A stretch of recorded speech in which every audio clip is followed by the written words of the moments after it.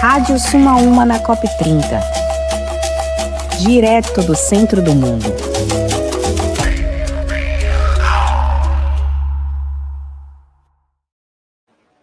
Olá, olá! Agora sim, muito bom dia! Eu sou Paulina Chamorro, da Loneres aqui comigo. Estamos iniciando mais uma transmissão da Rádio Sumaúma, direto de Belém, Pará. Estamos na segunda semana da COP30. Estou no Amazon Climate Hub. Pedimos desculpas pelo atraso e também pela primeira entrada. Tivemos problemas técnicos, chove bastante em Belém e isso vai causando também alguns problemas técnicos. Mas nada impede da gente seguir aqui com as nossas notícias, não é mesmo, Darlon? É isso mesmo. Nessa reta final de COP30, a Conferência do Clima aqui em Belém, nós estamos aqui na Rádio Sumaúma para trazer para você informações, comentários, notícias, o que são os destaques do dia e, claro, também trazer uma entrevista especial para que a Rádio Sumaúma possa continuar levando informação de verdade e com qualidade para você que nos assiste e nos acompanha aqui pela rádio. Bom, e a equipe de jornalismo da Sumaúma está espalhada por todas as partes da COP30 e por isso mesmo hoje Eliane Brum não pode estar com a gente. Ela está acompanhando uma pauta muito especial que você vai poder acompanhar por sumauma.com. Então a gente vai seguindo por aqui com as notícias, não é mesmo, Darlon? A gente vai falar do 9º dia da Conferência de Belém e também de que 4 terras indígenas, mais 4 terras indígenas foram demarcadas, não é isso? É isso mesmo. Ontem nós trouxemos aqui na Rádio Sumaúma que o governo brasileiro, junto com o Ministério da Justiça, fez a portaria declaratória de 10 terras indígenas. E ontem o governo brasileiro, junto com a assinatura da Presidência da República, homologou mais 4 terras indígenas. Ou seja, o processo da portaria declaratória e agora a homologação, claro, de diferentes terras indígenas, não são das mesmas que foram as 10. Essas já tinham portarias declaratórias, agora o governo, então, homologou aqui na COP30 as 4 terras indígenas. E nós tivemos aí, inclusive nós trouxemos aqui na Rádio Sumaúma a Ângela Kaxinawana, que fez uma entrevista que você pode acompanhar aqui na Rádio Sumaúma. Já logo no segundo dia, eu acho. Né? Isso no segundo dia, né? Então, e ela trouxe essa luta, inclusive, da terra indígena a qual ela faz parte. Então, dessas 4 terras indígenas que foram homologadas nesta terça-feira, aqui em Belém do Pará, na COP30, uma delas está entre o estado do Pará e o Amazonas. A terra indígena com 2.400 milhões de hectares, que foi a Kaxinawana Tunaiana, que foi a maior homologação feita até então. E ela está entre os municípios de Faro e Oriximiná, no estado do Pará, e ela também faz fronteira com o estado do Amazonas, em Inhamundá. Então, essa aí foi uma das maiores, que foi... inclusive que tem vários povos indígenas, de várias etnias, dentro dessa terra indígena. As outras 3 foram no Mato Grosso. A TI, Estação Parecis, destinada ao povo Pareci, a TI Uirapuru, também do povo Pareci, e a TI Manoqui, do povo Erantiche Manoqui. As 3 estão no estado do Mato Grosso, e uma no estado do Pará e o Amazonas, já que o território faz aí fronteira, os 2 territórios com várias etnias e aldeias nesse grande território de 2.400 hectares, milhões de hectares. Exato, trazendo então justamente o protagonismo nessa COP30, pelo menos aqui para o Brasil, né, para o país Brasil, dos povos indígenas conseguindo algumas vitórias, alguns avanços, né? E nada sem luta, muita luta de muito tempo coletiva. Aí eu queria trazer outro coletivo, só que do outro lado, teve o mapa do caminho para a eliminação de combustíveis fósseis. Bom, a gente está chegando na reta final da COP30, está crescente a pressão para que o mapa do caminho pela eliminação gradual dos combustíveis fósseis seja um legado aqui dessa COP30. Então, tem uma reportagem na sumauma.com, que fala do grupo de países que lançou uma convocação para um mutirão nesse sentido. E essa foi uma resposta ao rascunho da decisão mutirão, que tinha sido divulgado mais cedo pelo Comando Brasileiro da Conferência, com temas originalmente fora da pauta da negociação da COP30.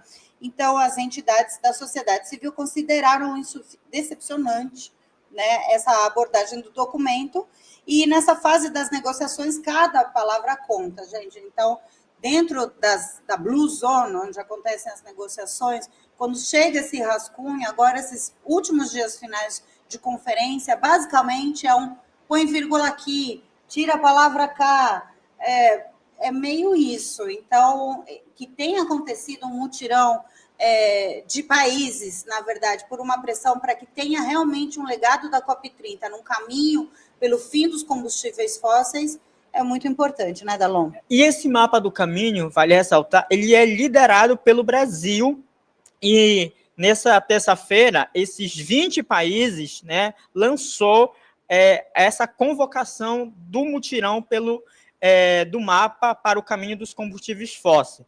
E ao longo, né, dessa discussão na Zona Azul, foi ganhando adesão ao longo da COP. Entre, né, a estimativa de negociadores que estão na Zona Azul, até o momento, cerca de 80 países já decidiram apoiar, né, esta iniciativa.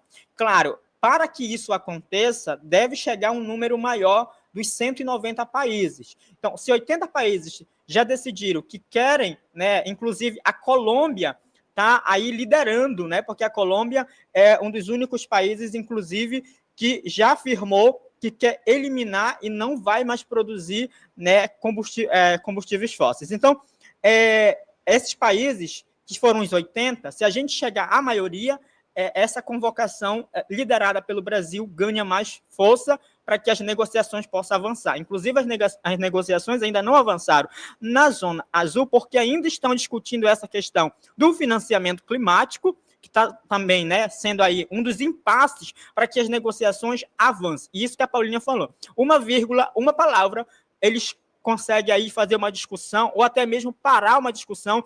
E agora, nessa reta final de COP30, as negociações e as discussões nas áreas oficiais da Zona Azul, elas vão, inclusive, passar pela madrugada, vão dobrar. Inclusive, tem aí uma estimativa que a COP não termine nesse dia 21, que siga ainda mais por um dia ou 2 dias, para que essas discussões, e que, inclusive, a liderança do Brasil é importante nessas discussões da liderança do fim dos combustíveis fósseis.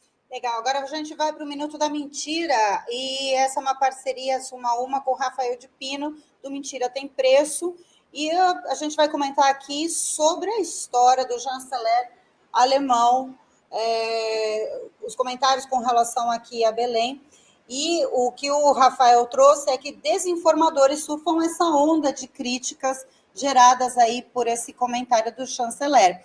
O gráfico que ele apresenta mostra o número de menções à COP30 relacionados ao assunto do dia, para quem quer atacar a conferência. As críticas a Belém feitas por esse chanceler alemão, pelo chanceler alemão Friedrich Merz, no discurso no Congresso Alemão do Comércio, ele se referiu a Belém de forma depreciativa ao dizer que os jornalistas alemães que faziam a cobertura aqui da COP30 ficaram felizes ao deixar a cidade. E o que aconteceu com os desinformadores? Surfaram essa onda. Depois de um comecinho de semana meio morno, eles voltaram com tudo, e a tônica foi surfar nessas críticas do alemão para reforçar a tese do fracasso da conferência. E aqui, como o pessoal, o Rafael já trouxe, a campanha é tão organizada que estão até usando a hashtag Flop30, em vez de COP30. Bom, e ontem, dos 50 posts mais vistos sobre a COP30, 24 deles, praticamente a metade, ajudaram a espalhar mentiras e enganações. E a gente está trazendo aqui, sempre na Rádio Suma para te auxiliar, você detectar quando aparecer por aí na sua timeline, quando apareceu no seu WhatsApp, alguma coisa. Estamos aqui trazendo esse alerta da mentira para que você não participe dessa rede de desinformação e espalhe informação errada, certo, Dalon? É isso. E esses posts com desinformação alcançaram 3,6 milhões de pessoas. Ou seja, é muita gente que está, né, consumindo aí mentiras, e o que foi afirmado pelo o Rafael é que essas pessoas, inclusive, né, se informam por meios de portais ou de notícias que reproduzem essas formas de fake news. Então, por isso que a gente está aqui, inclusive, trazendo informação. Então, recomendo que vocês acompanhem sumauma.com, porque a gente traz a notícia checada, informada e de qualidade, com verdade, para que vocês possam acompanhar, de fato, a COP, a cobertura da COP e também de outros espaços que não são oficiais da COP. A gente está trazendo, por exemplo, a COP que ninguém vê, né, escrita por jornalistas florestas do Sumauma, que conta as histórias, que traz essa escuta de quem está do outro lado dos lugares oficiais. Bom, agora eu vou apresentar o nosso convidado do dia. Eu tenho o prazer, a honra de falar hoje, da gente conversar com Miguel de Barros, sociólogo. Ele se especializou em planejamento, é um sociólogo, investigador e panafricanista da Guiné-Bissau. Miguel, bem-vindo ao nosso estúdio improvisado hoje. Estamos na área externa, um prazer.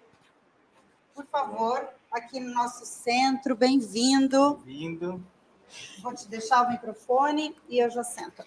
E o Miguel é pesquisador, é fundador do Centro de Pesquisa a nível nacional e internacional, foi ganhador do Prêmio Humanitário Pan-Africano de Excelência em Pesquisa Científica e de Impacto Social. Então, temos a honra de receber aqui na Rádio Sumauma uma pessoa tão importante como você, Miguel. Bem-vindo e, claro, também os ouvintes vão, com certeza, quem está nos assistindo, vão continuar, né, te ouvindo aqui pela Rádio Sumauma e também depois pelo Spotify, aquilo que tem que trazer. Inclusive, é a primeira vez que nós estamos recebendo aqui, né, uma pessoa da Guiné-Bissau, de outro lugar fora aqui do Brasil.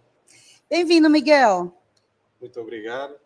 Agradeço imenso este convite e quero dizer que não somos nós que somos importantes, mas são sobretudo os meios que permitem que as nossas ações e os processos nos quais nós estamos implicados tenham ressonância junto ao grande público e também, sobretudo, para que o grande público conheça, compreenda e ganhe consciência sobre o trabalho que as comunidades locais estão fazendo. Então, o meu papel como pesquisador, articulista ou agitador é, sobretudo, proporcionar que essas ações tenham maior incidência, quer na vida das pessoas, como também em termos de influência de políticas públicas e de melhoria das condições de vida e criação da dignidade humana.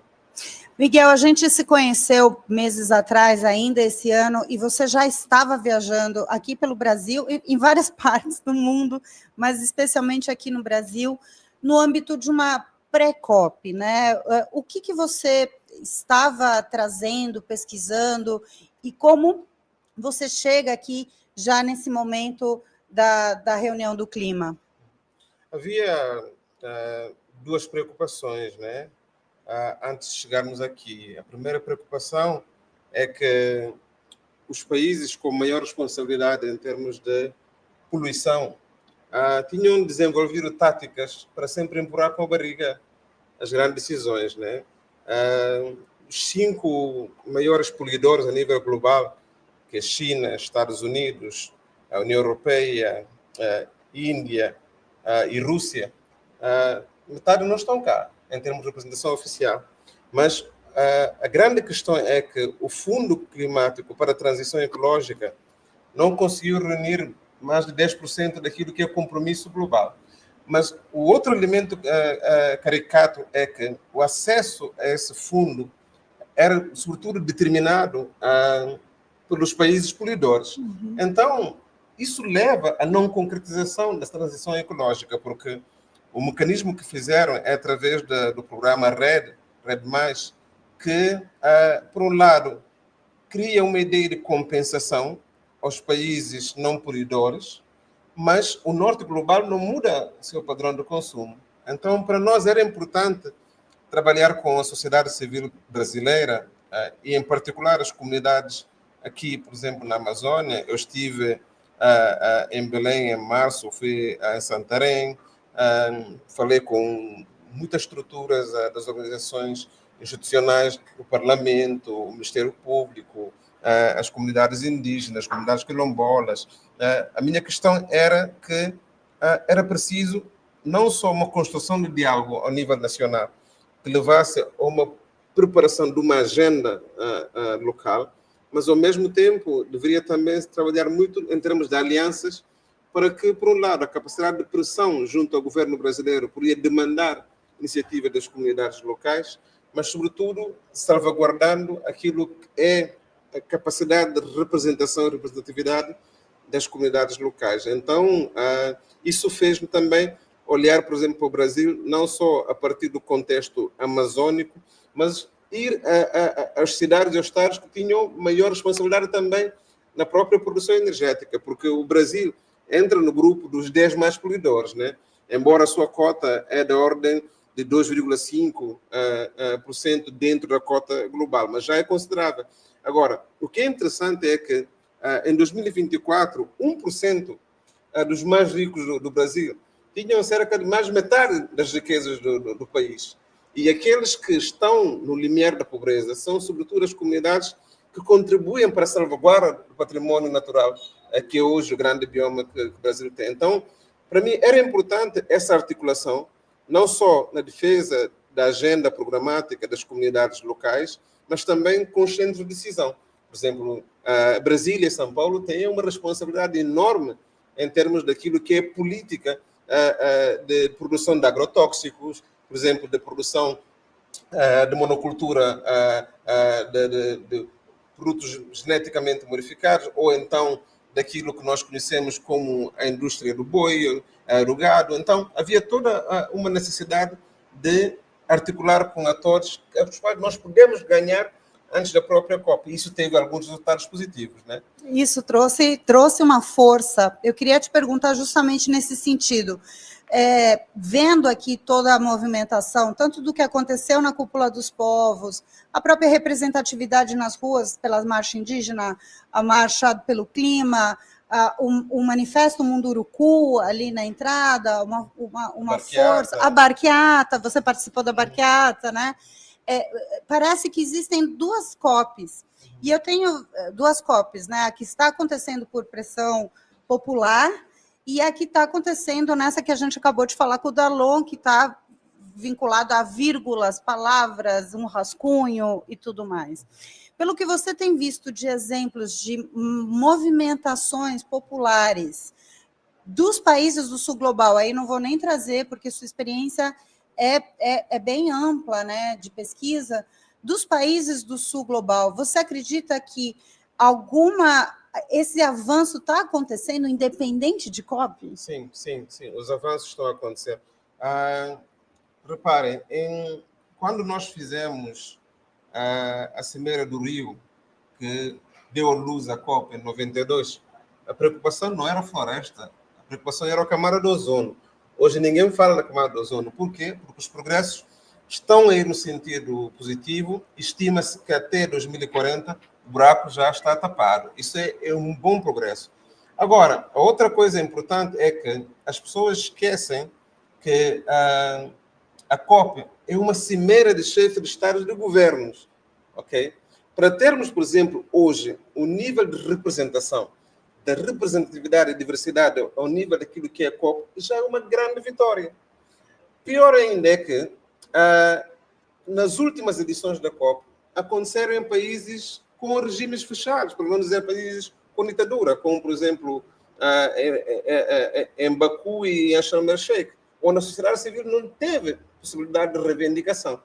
Agora, a edição aqui em Belém, não só é a primeira vez que uma COP é realizada num país que tem a maior bioma de floresta a nível global, ou seja, nunca se fazia COP em territórios que são densamente florestais e que têm características dos povos da floresta, é a primeira vez que acontece, mas também isso acontece mediante uma co-organização de um movimento transnacional que é a Cúpula dos Povos.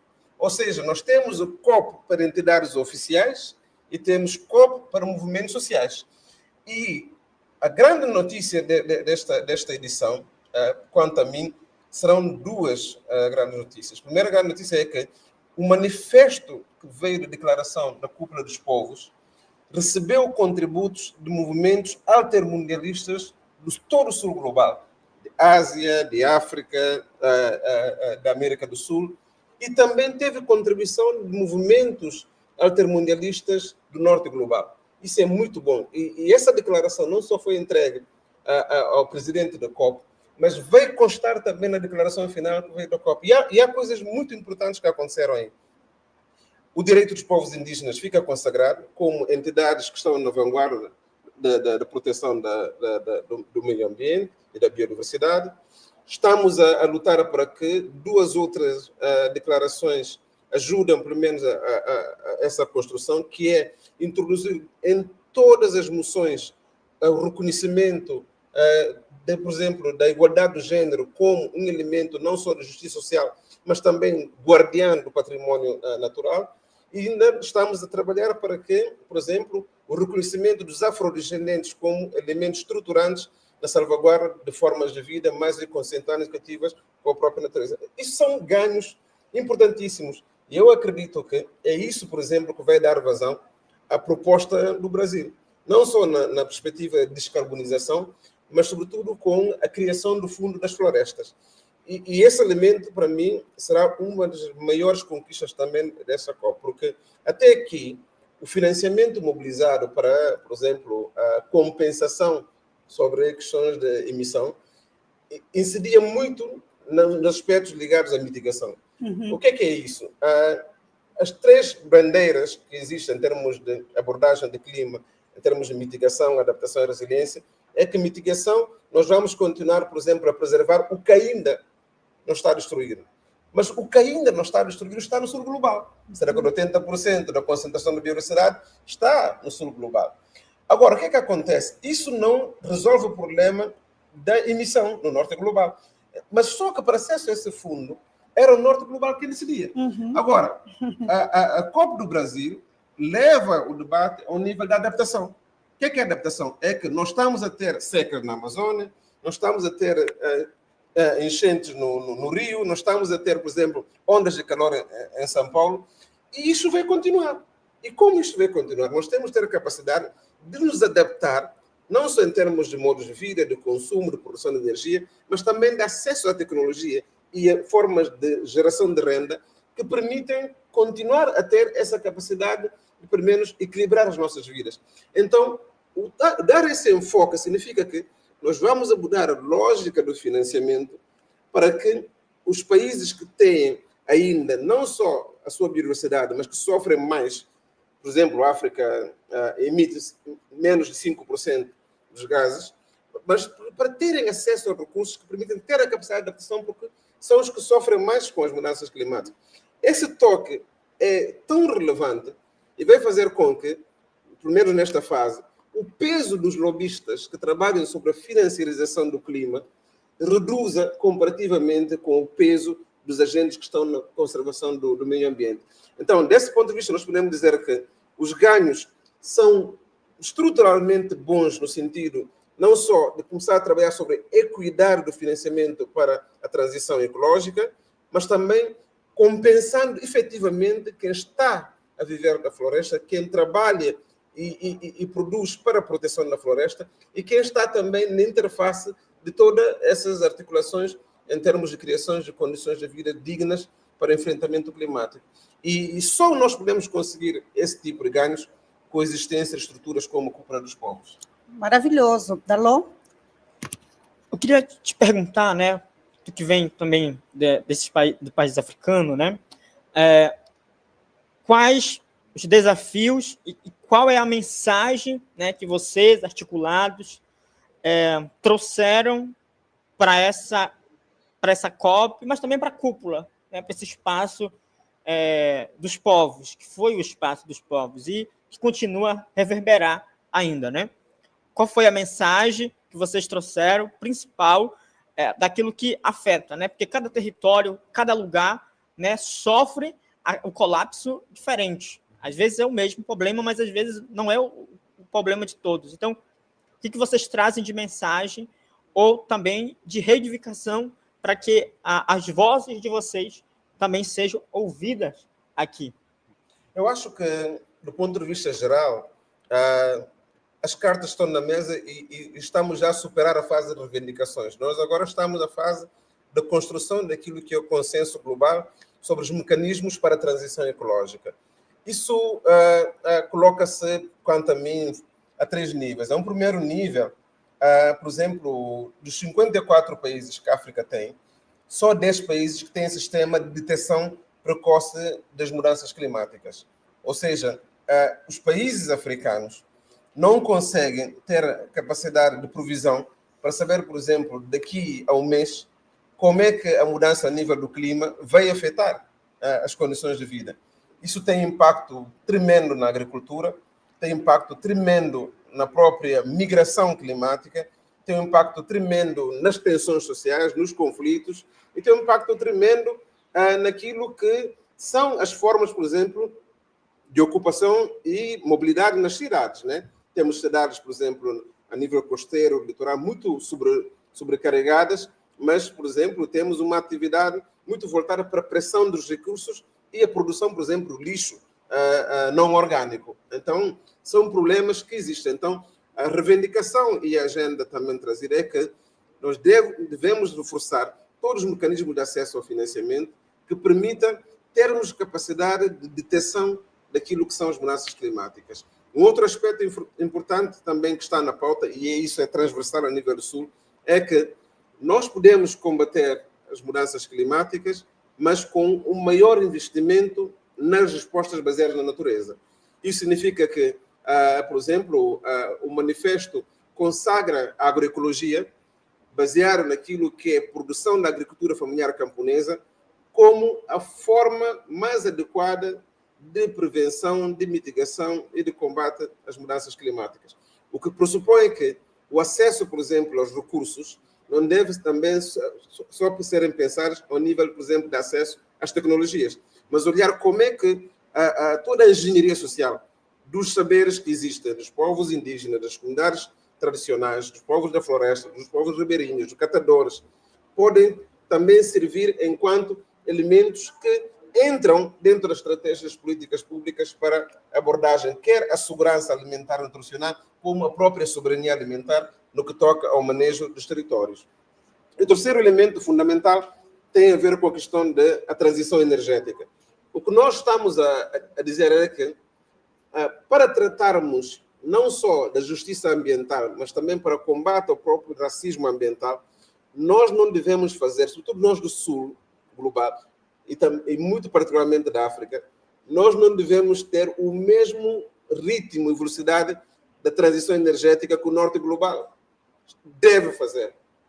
Portanto, nós não criamos nem bombas atômicas, nós não temos nem centrais nucleares. Por exemplo, em 2023, aquilo que a França e a Alemanha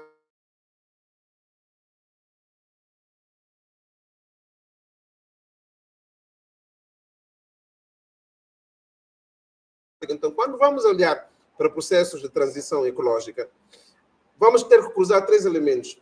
A capacidade de poluição, o acesso aos serviços energéticos através de fontes energéticas fósseis e o dispositivo que existe em termos de capacidade de produção de energia alternativa, eólica, ou então olhar, por exemplo, para a energia solar, que existe bastante no continente africano. Então, o que nós estamos a dizer é que devemos ter acesso ao regime de financiamento que não nos impõe regras em relação ao que mercado nós devemos ir buscar a tecnologia, mas sim financiar para que haja também soberania na produção tecnológica através de mercados locais, através de empresas locais, através de patentes locais, e que essa transição permita, por um lado, compensar não só o direito ao acesso à energia, mas também o direito a manter, por exemplo, a capacidade econômica de não endividamento.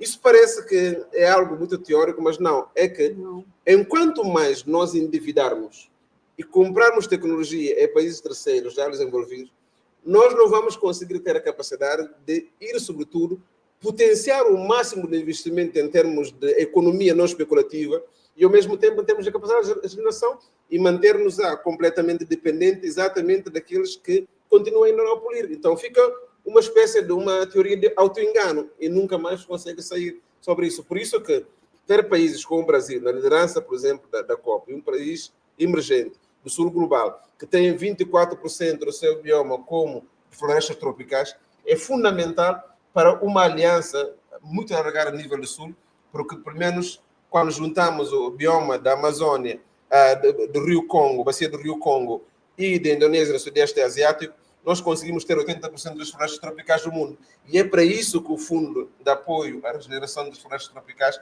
será fundamental também para garantir uma equidade, sobretudo ao nível dos povos que trabalham e dedicam a sua vida na conservação desse patrimônio. Genial, Miguel. Nossa, eu estou aqui com 1000 perguntas na cabeça, porque você, o que nos está trazendo, não só agora nessa segunda, mas na primeira pergunta, eu pelo menos tenho entendido assim, primeiro tem não é um desfoque, mas tem dado o equilíbrio de importância para soluções baseadas na natureza e não só de uma transição energética baseada em combustíveis fósseis. Ou seja, isso dá um poder para os países do sul global, mas principalmente para os países e territórios detentores de grande biodiversidade. Aí a gente pode colocar não só florestas tropicais, como um ativo cultural, sociocultural, que esses países detêm, não é isso? Perfeitamente de acordo, até porque também uma das abordagens defendidas ao nível da cúpula dos povos é que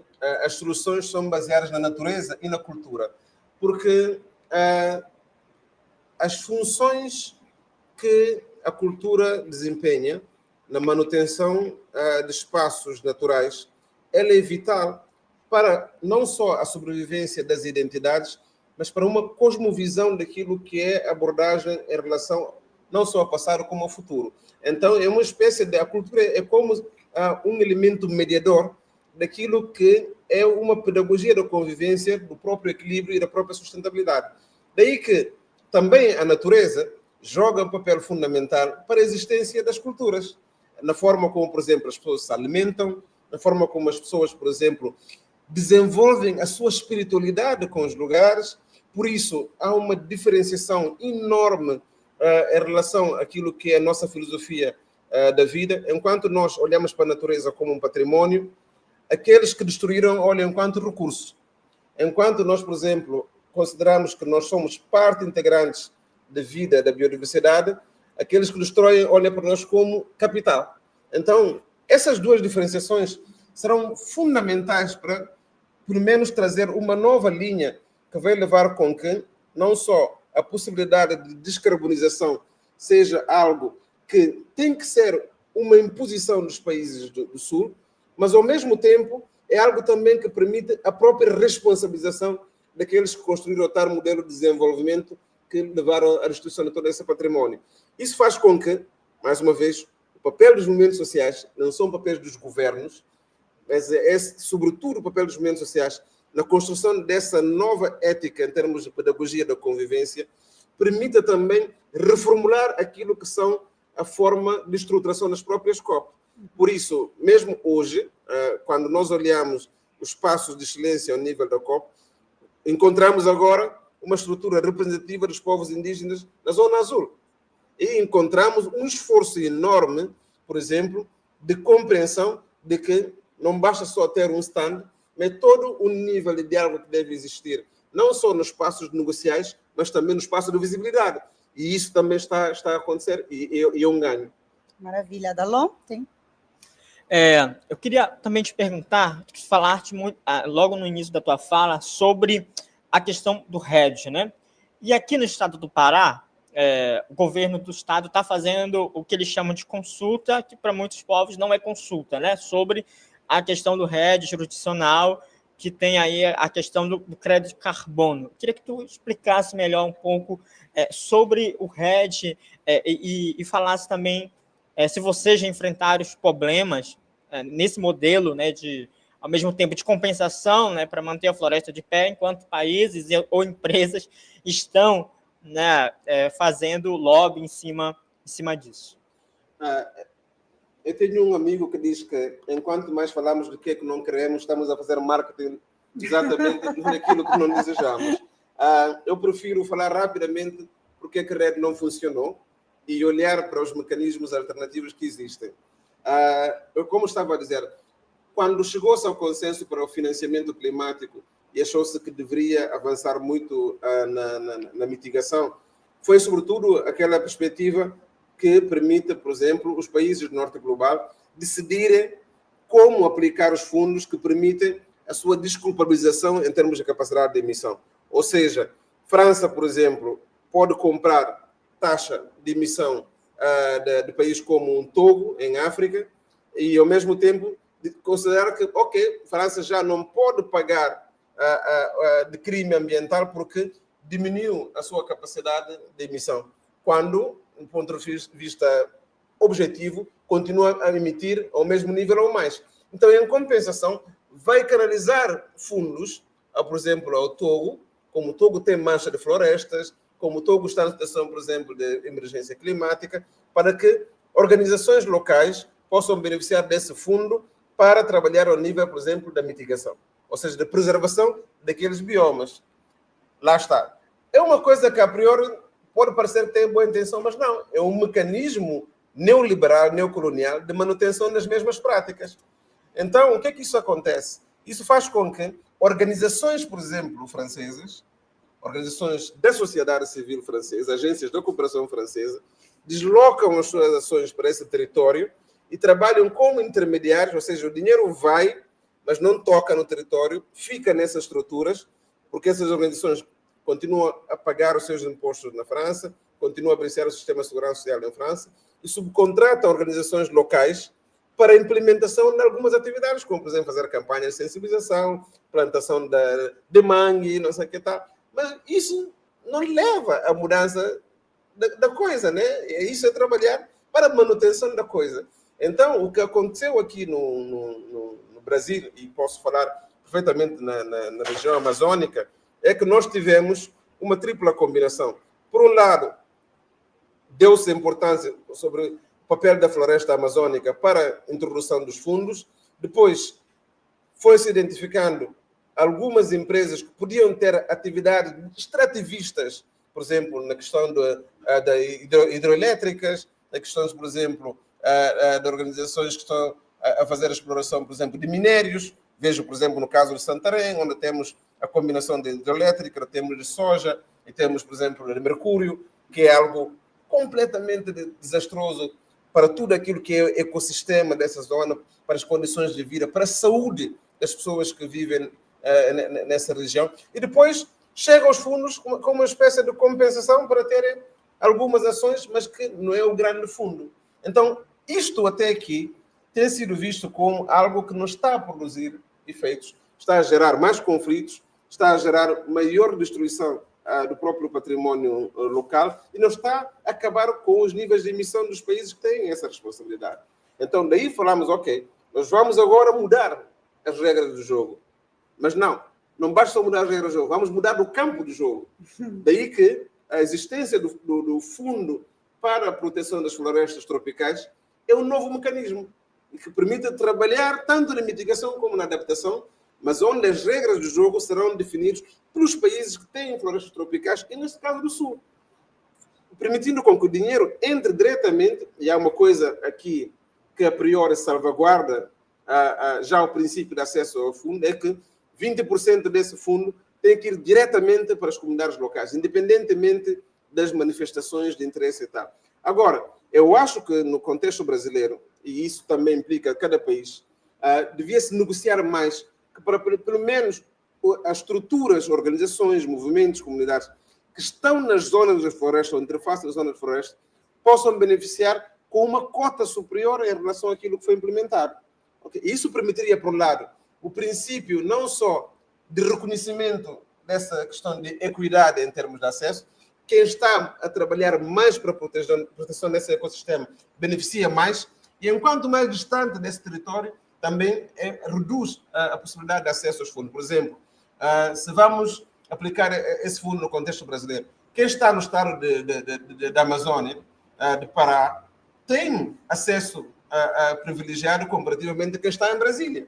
Okay? Esse tipo de dinâmica que, quanto a mim, ainda falta construir. E temos aqui agora, nesta semana, uma oportunidade para começar a levantar isso, mas quero só chamar a atenção que a COP não acaba com a cimeira em si. Até a chegada da próxima COP, nós temos um roteiro para a implementação da COP. É dentro desse campo que deve-se inscrever as próximas lutas. Começamos muito bem com a reivindicação dos povos indígenas, com o pé na porta. Isso levou não só a questão da demarcação das terras, mas também ao aumento da cota representativa dos povos indígenas na própria COP. Mas nós temos que brigar mais para o acesso aos mecanismos de financiamento que permitam exatamente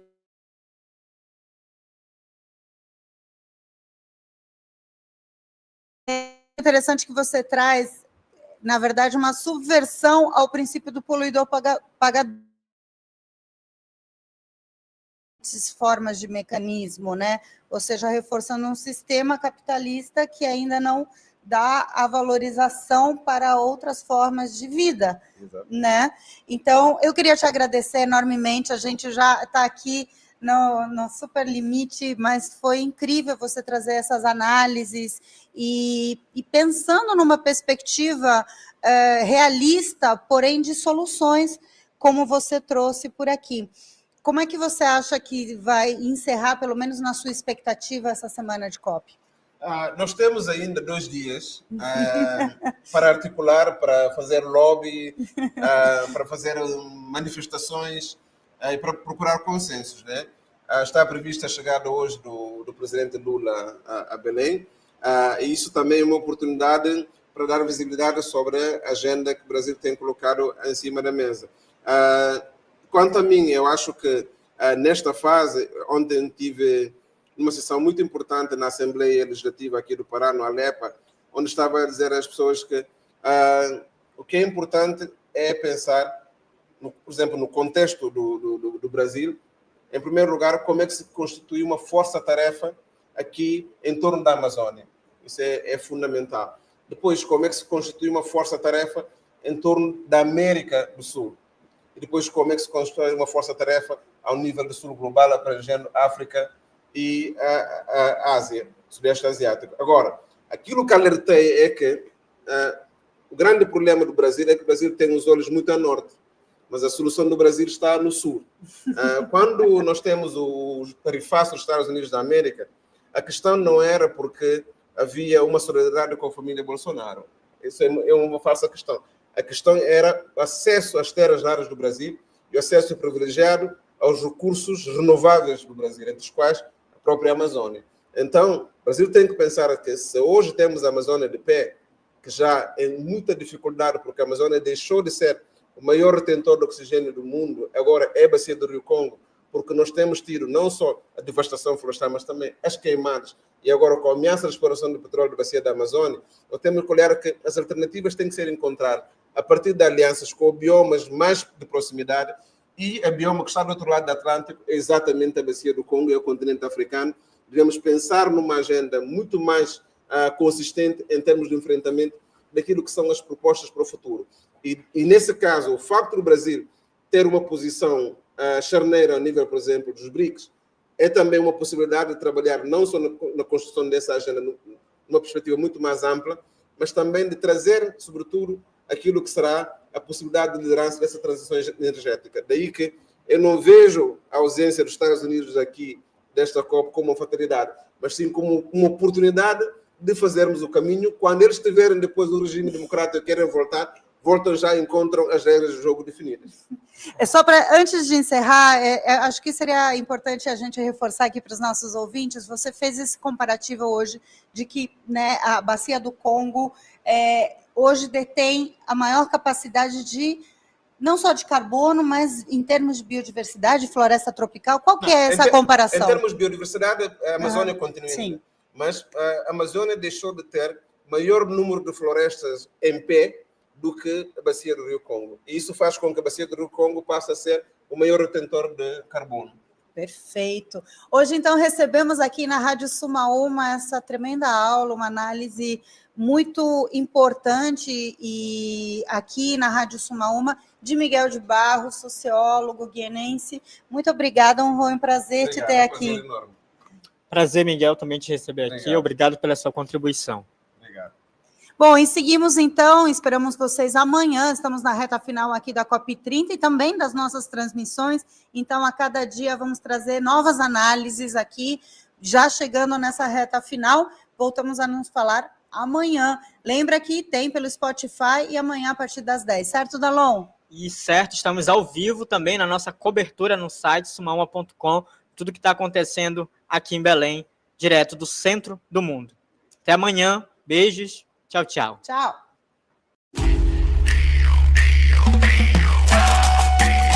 Rádio Sumaúma na COP30. Direto do centro do mundo.